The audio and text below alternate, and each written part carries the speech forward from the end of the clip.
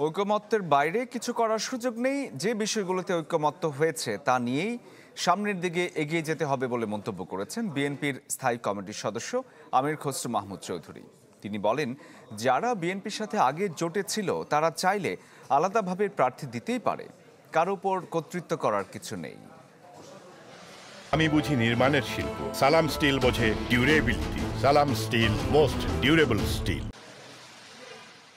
দায়িত্ব নেয়ার পর বিএনপির সাথে প্রথমবার বৈঠকে বসলেন বাংলাদেশে নিযুক্ত জার্মানির নতুন রাষ্ট্রদূত রুডিগার লোটজ। বিএনপি মহাসচিব মির্জা ফখরুল ইসলাম আলমগীরের নেতৃত্বে সেখানে ছিলেন দলের সিনিয়র নেতারা।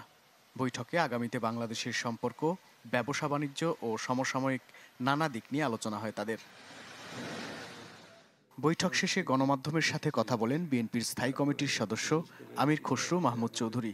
বলেন, প্রতিটি দলের নিজস্ব অধিকার আছে। যারা বিএনপির সাথে আগে জোটে ছিল তারা চাইলে আলাদাভাবে প্রার্থী দিতেই পারে, আবার জোটেও থাকতে পারে।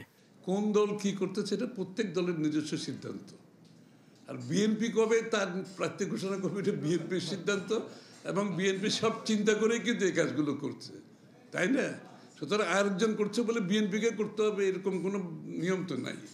যারা করছে সেটা গুড ফর দেম, আমরা সেটা অসুবিধা রাখতো।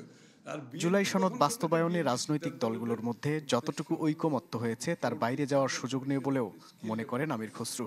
আমাদেরকে তো বাংলাদেশের জনগণ কোনো দায়িত্ব দেয় নাই যে বাংলাদেশকে, আগামী বাংলাদেশ কীরকম হবে সব দায়িত্ব যে রাজনীতিবিদরা বসে সমাধান করে দেবে, এই দায়িত্ব কোনো দলকে বাংলাদেশের মানুষ দেয় নাই।